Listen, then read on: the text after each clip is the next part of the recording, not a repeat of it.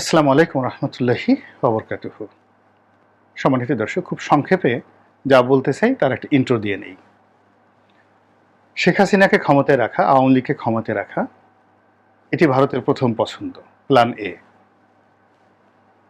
গণ অভ্যুত্থানের শেখ হাসিনার পতন হবে, সামরিক অভ্যুত্থানের শেখ হাসিনার পতন হবে, এমনকি শেখ হাসিনা যদি সপরিবারে নিহত হন, সেক্ষেত্রে আওয়ামী লীগের স্বার্থ রক্ষা করা, ভারতের স্বার্থ রক্ষা করা,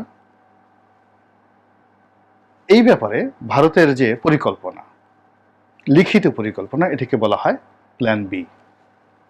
প্ল্যান বি যদি ব্যর্থ হয় তাহলে তারা প্ল্যান সিতে যাবে। এই মুহূর্তে বাংলাদেশে যা কিছু ঘটছে তার একটা বিরাট অংশ ভারতীয় প্ল্যান বিতে ঘটছে। ভারত জানে যে কোথায় ডাকাতি হওয়ার সম্ভাবনা আছে, কোন কোন পয়েন্টে আগুন দেওয়ার সম্ভাবনা আছে। তো এই কাজ করার জন্য খুব বেশি কিছু করার দরকার নাই। তো যেমন ধরুন, একটা জেলা শহরে আগুন দেওয়া হবে, তো সেখানে এসপি সাহেব জানলেন, ডিসি সাহেব জানলেন, আর 4-5 জন লোক এই টোটাল বিষয়টা প্ল্যান করলেন। জনতা উন্মত্ত, খোলা জনতা আর উন্মত্ত রাগত জনতা বারুদের মতো জ্বলছে। হঠাৎ করে একজন লোক বললেন যে চলো অমুক বাড়ি আক্রমণ করি, দেখি। লোকজন কোনো চিন্তা করবে না, সঙ্গে সঙ্গে দৌড় দেবে। আর যে প্ল্যান করে যারা দাঁড়িয়েছে তাদের 1-2 জন বাড়িতে আগুন দিয়ে দিল। তারপরে শেষে সাধারণ মানুষ উত্তেজনার ভিতরে ঢুকে তাণ্ডব চালালো।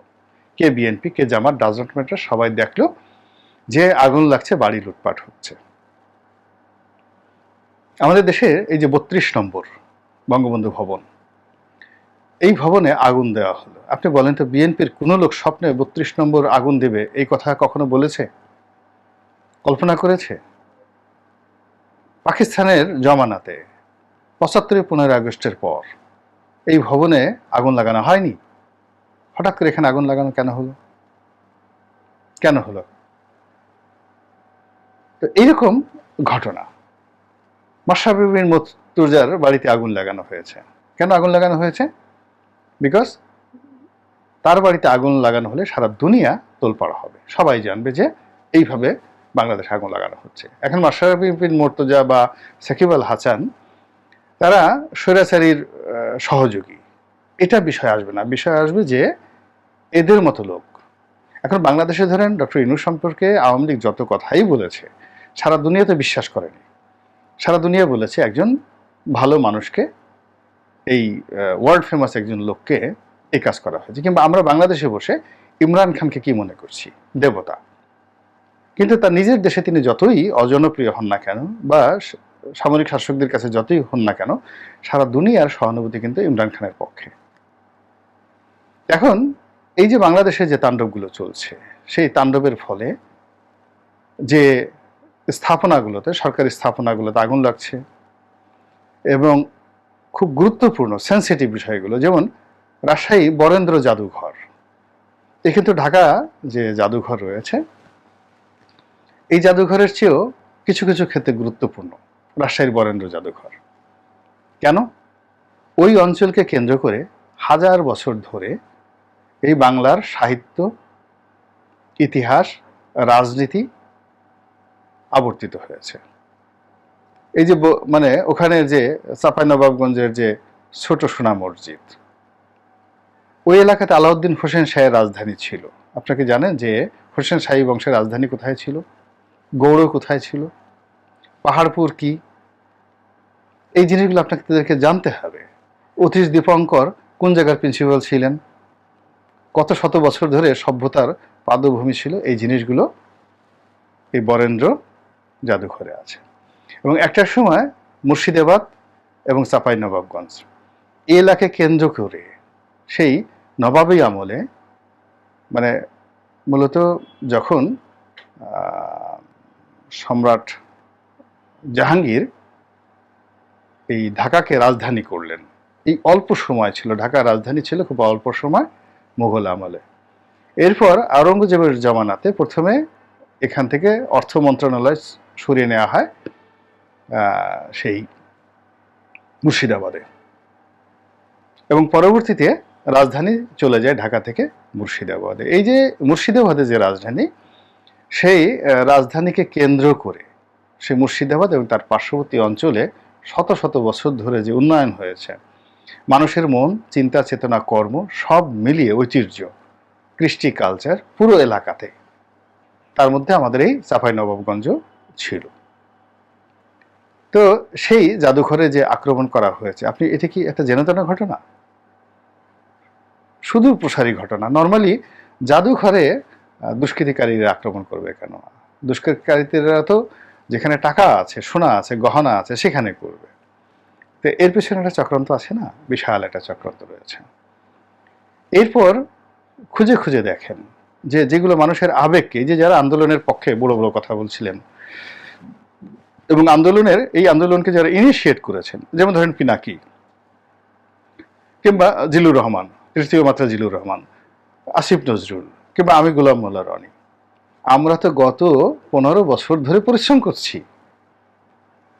লাস্ট 15 ইয়ার যাবৎ, যে 15 বছর যাবৎ যে লেখা লিখেছি, 50 লাখ শব্দ পত্র পত্রিকায় লিখেছি, কোটি কোটি মানুষ পড়েছে। এই 50 লাখ শব্দ লিখতে গিয়ে কি পরিমাণ রক্ত ঝরেছে আমার হৃদয়ের মধ্যে, মস্তিষ্কের মধ্যে, এটা আপনারা বুঝতে পারেন?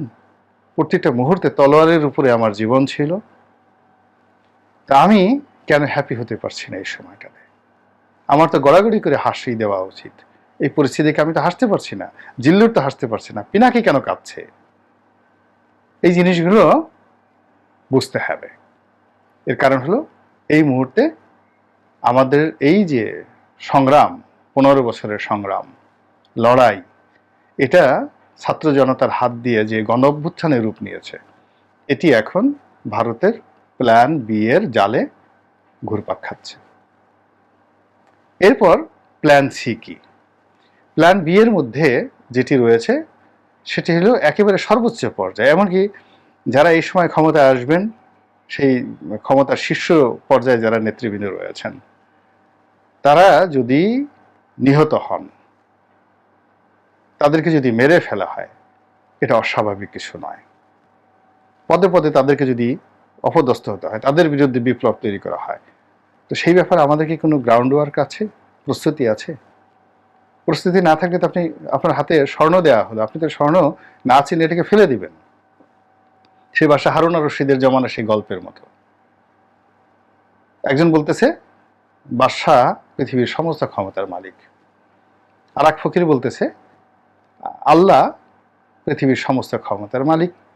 দুই ভিক্ষুক পাশাপাশি বসে আছে এবং এই ধরনের জিকির করে করে তারা ভিক্ষা করছে, বাদশাহ সমস্ত ক্ষমতার মালিক। তো এই পথ দিয়ে যাওয়ার সময় বাদশাহ হারুন আর রশিদ এই দৃশ্য দেখে, তো যেই লোক তার প্রশংসা করছে তার প্রতি তার একটা দয়া হলো। সে দুটো পাউরুটি তৈরি করে নিয়ে আসলো, বলে নিয়ে আসে একটার মধ্যে সোনা, রূপা, গহনা, মানে মণিমুক্তা, হীরা জহরাত ভরে দিয়ে, সেই তার প্রশংসা যে করলো তার হাতে সেটা দিল, আর যে আল্লাহর প্রশংসা করলো সে ওই শুধু রুটিটা তার হাতে দিল। এবং মনের আনন্দে দূরে দাঁড়িয়ে দাঁড়িয়ে সে নিজের যে শ্রেষ্ঠত্ব, এটা নিয়ে আত্মতৃপ্তি সে অনুভব করার চেষ্টা করলো, যে দেখো আল্লাহই যদি সব দেয়, তাহলে এই মণিমুক্তা, হীরা মণিমুক্তা জহরত কেন ও পাইল না, ও কেন পেল? তো যাই হোক, সে যখন খুব তৃপ্তির নিঃশ্বাস নিচ্ছে দূরে দাঁড়িয়ে দাঁড়িয়ে, হঠাৎ করে দুই ভিক্ষুকের মধ্যে কথোপকথন হচ্ছে। তো বাদশাহ হারুন আর রশিদের প্রশংসাকারী ভিক্ষুক যখন পাউরুটি পেল, সে ধরলো, দেখলো একটু শক্ত শক্ত লাগে, ওজনও বেশি হয়। তো ওই জমানাতে পাউরুটি পাওয়া একটা বিরাট ব্যাপার, ভিক্ষায় একটা পাউরুটি পেয়েছে, বিশাল ব্যাপার। আর পাশের যে ভিক্ষুক, তারটা একটু নরম নরম মনে হলো, এবং সে যেহেতু আল্লাহর প্রতি নির্ভর করে, সে পাউরুটি পেয়েছে, খুশিও হয় নাই, বেজারও হয় নাই। তো পাশের যে ভিক্ষুক, সে তো টাউট, সে যে বাদশাহ হারুন আর রশিদকে প্রশংসা করে, সে তো টাউটারি করে, স্বার্থের জন্য করে। আর সে যে আল্লাহর প্রশংসা করছে, সে তো ভিক্ষা পাওয়ার জন্য করে না, বা সে ওই পাউরুটি পাওয়ার জন্য করেনি। তো পাশের যে ভিক্ষুক সে বলতেছে, তোমাকেও তো পরোটা পাউরুটি দিয়েছে, তোমার পাউরুটিটা কেমন? হাতে নিল, সে অনুভব করলো, অন্ধ, দুজনই অন্ধ ভিক্ষুক, অনুভব করলো যে নরম তুলতুলে, আর তারটা একটু শক্ত। সে তখন বললো যে আসো এই আমরা পাল্টে নেই, এবং তারা সেই পাউরুটিটা পাল্টে নিল। বা হারুন আর রশিদ দাঁড়িয়ে দাঁড়িয়ে এই দৃশ্য দেখলেন এবং ভাবলেন যে মানুষ খুব অল্প জ্ঞানের অধিকারী। আল্লাহ নিজে কোরআনে বলেছেন, আমা উতিতুম মিনাল ইলমি ইল্লা কলিলা, তোমাদেরকে খুব সামান্যতম, খুবই সামান্যতম জ্ঞান দেওয়া হয়েছে। আমরা সেই জ্ঞান নিয়ে রাগে মানে ভাব দেখানোর জন্য চুল বাঁকা করে ব্যাধি বেনি, অনেক পুরুষ বেনি বেঁধে চলে, কেউ মোজ বড় করে, কেউ দাঁত মাজে না, হ্যাঁ, কেউ বিশাল জুব্বা টুব্বা পরে, এখানে তালি ওখানে তালি দিয়ে সে দেখানোর চেষ্টা করে যে সে খুব জ্ঞানী। আল্লাহ বলতেছে তোমাদেরকে কোনো জ্ঞানই দেওয়া হয় না, সামান্যতম জ্ঞান দেওয়া হয়েছে। এখন আমরা সেই সামান্য জ্ঞান দিয়ে যদি এই ভারতের প্ল্যান বি যেটা চলছে সেটাকে মোকাবেলা করতে না পারি, তাহলে প্ল্যান সি এর যে ভয়ঙ্কর রূপ, সেটি আমরা মোকাবেলা করার জন্য আমাদেরকে রীতিমতো গেরিলা যুদ্ধ করতে হতে পারে। Just like Hamas, just like Houthi. তো এই যে হুতি হামাসের মতো, জাস্ট লাইক হিজবুল্লাহ, আমাদের এই বাংলাদেশে কি সেই ইতিহাস আছে? আমরা মুহূর্তের মধ্যে গরম হয়ে যাই, মুহূর্তের মধ্যে নরম হয়ে যাই। প্ল্যান সি, ভারত যদি এখানে সৈন্য সমাবেশ করে, আক্রমণ করে, গেরিলা যুদ্ধ ছাড়া আমাদের এখান থেকে আর রক্ষা পাওয়ার কোনো উপায় নেই। তো কাজেই ওই যে সজীব ওয়াজেদ জয়, সাবেক প্রধানমন্ত্রীর পুত্র, আপনারা তাচ্ছিল্য করবেন না। সে বাংলা বলতে পারে না, এর কারণ হলো তার জন্ম ৭১ সনে, বোঝার চেষ্টা করেন। ৭৫ সনে তার বয়স ৪ বছর। তো এই পুরো সময়টা তিনি দেশের বাইরে থেকেছেন। জন্মের পরে ভাষা শেখার পর সামান্য বাংলা শিখেছেন, এরপর তিনি দিল্লিতে থেকেছেন, এরপরে আমেরিকা গিয়েছেন। সো তিনি ইংরেজি বলেন এবং হিন্দি বলতে পারেন ভালো, বাংলা বলতেও পারেন না, বাংলা বুঝেন না। চলার জন্য এই আমরা যখন বাংলা বলি তখন সে শুনেন এবং সেটাকে প্রথমে সে ইংরেজিতে অ্যাকসেপ্ট করেন এবং বাংলায় অনুবাদ করে তার ব্রেইন যখন জবাব দেয় এলোমেলো, ইংরেজরা যেভাবে বাংলা বলে ঠিক ওইভাবে সে বাংলা বলে। তার সেই কথা শুনে আমরা অনেকে হাসি, কিন্তু বোঝার চেষ্টা করুন, পৃথিবীর সবচেয়ে নামকরা ইউনিভার্সিটি হার্ভার্ড থেকে তিনি গ্রাজুয়েশন করেছেন। হার্ভার্ড থেকে গ্রাজুয়েশন করেছেন। ঢাকা বিশ্ববিদ্যালয়ের একজন ছাত্র যেমন বাংলাদেশে খুবই গুরুত্বপূর্ণ, বিশ্বের প্রেক্ষাপটে Oxford graduate, Cambridge graduate, Harvard graduate, Yale university graduate, তারা টপ র্যাঙ্কিং। ওখানের একটা ঝাড়ুদারের যে জ্ঞান গরিমা রয়েছে, এটা আপনারা সাধারণ কল্পনা করতে পারবেন না। তো সেই সজীব ওয়াজেদ জয় যে বক্তব্য দিচ্ছেন, এটাকে নিয়ে তুচ্ছ তাচ্ছিল্য না করে বরং এটাকে কগনিজেন্সে নেন। প্রথমে তিনি বললেন যে তার মা রাজনীতি করবেন না, রাজনীতি ছেড়ে দেবেন। তারপর তিনি বললেন যে আমরা রাজনীতি করব, আমরা ছেড়ে যাব না আওয়ামী লীগের নেতাকর্মীকে, আমার মা আবার আসবে, আমরা বসতে চাই, গণতন্ত্রের স্বার্থে নেগোসিয়েশন করতে চাই, কেবল আমাদের উপর যে আক্রমণ করা হচ্ছে এটা বন্ধ করা হোক, আওয়ামী লীগের উপর যে আক্রমণ করা হচ্ছে এটা বন্ধ করা হোক। এটাকে তিনি একটু জাস্ট, যেহেতু বাংলা জানে না, তিনি বলছেন এই জঙ্গি হামলা বন্ধ করা হোক আমাদের উপর, মানে এটা বাংলা না জানার কারণে, কিন্তু বক্তব্যটা হলো আমাদের উপর যে আক্রমণ করা হচ্ছে এটা বন্ধ করা হলেই আমরা রাজনৈতিক সমঝোতায় বসতে চাই, রাজনৈতিক আলোচনায় বসতে চাই। এবং বাংলাদেশে এখনো আওয়ামী লীগের হাজার হাজার লোক আছে ক্লিন ইমেজের, যারা রাজনৈতিক সমঝোতার ডাক দিলে আপনি সেই ডাক অস্বীকার করতে পারবেন না। তো হোয়াট ইজ দ্য মেসেজ? এই যে মুহূর্তের মধ্যে তিনি এই কথাগুলো বলছেন, বা ভারত যেভাবে প্রথম প্রচার করছে তারা তাকে আশ্রয় দেবে না, এবং আরও কয়েক মাস যাবত শুধু প্রচার করতে থাকবে যে আজ ইংল্যান্ডে রিফিউজ হয়েছে, কালো মুখ রিফিউজ হয়েছে, এবং বাংলাদেশের মিডিয়াগুলোতে এখনও আওয়ামী লীগের 90% তো আওয়ামী লীগের এজেন্ট। তারা ভোট পাল্টিয়েছে মাত্র, জাস্ট পরিস্থিতি সামাল দেওয়ার চেষ্টা করছে, কিন্তু মন মননে এখনো তারা শেখ হাসিনা, জয় বাংলা, জয় বঙ্গবন্ধুর লোক, সুবিধাভোগী লোক। ফলে ইন্টেলেকচুয়াল লেভেলে, বুদ্ধিবৃত্তিক লেভেলে 3 দিন পর 4 দিন পর একটা তথ্য ঢুকিয়ে দেবে, আপনারা বিভ্রান্ত হয়ে যাবেন। তো কাজেই শেখ হাসিনাকে নিয়ে ভারতের যে প্ল্যান, সেই প্ল্যান সেই দিনই মানে যাকে বলে বন্ধ হবে, যেদিন একটা গণতান্ত্রিক পদ্ধতিতে নির্বাচন হবে। এবং বিএনপি যে দাবিগুলো করেছিল সকল দলের অংশগ্রহণে নির্দলীয় নিরপেক্ষ সরকারের অধীনে একটি সুষ্ঠু নির্বাচন, তো প্রায় 35% লোকের রিপ্রেজেন্টেশন বিএনপির আছে। জামাতের যদি 10% লোক ধরেন, 45% লোককে অ্যাভয়েড করে আওয়ামী লীগ কি টিকতে পেরেছে? 2014 থেকে 2024 এই প্রায় টানা 9.5 থেকে 10 বছর এত চেষ্টা করে কিন্তু তারা টিকতে পারেনি।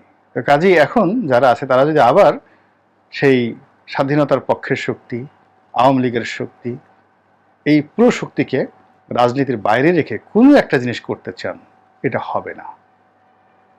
দ্বিতীয়ত, যারা ক্ষমতায় আসবেন তারা যদি মনে করেন আগের 1-11 ব্যর্থ হয়েছে, এবার তারা 2-11 কায়দায় খুব ধীরে সুস্থে তারা নিজেদেরকে আরো প্রলম্বিত করবেন, আরো কয়েক বছর চালাবেন, 5 বছর 6 বছর, এটাও হবে না। এটা নিয়েই ছাত্ররাই আবার রাস্তায় নামবে। তো কাজেই এই যে একটা জটিল সময় যাচ্ছে, সেই জটিল সময় থেকে আল্লাহ আমাদের সবাইকে হেফাজত করুন, রক্ষা করুন এবং দয়া করুন। আসসালামু আলাইকুম ওয়া রাহমাতুল্লাহি ওয়া বারাকাতুহু।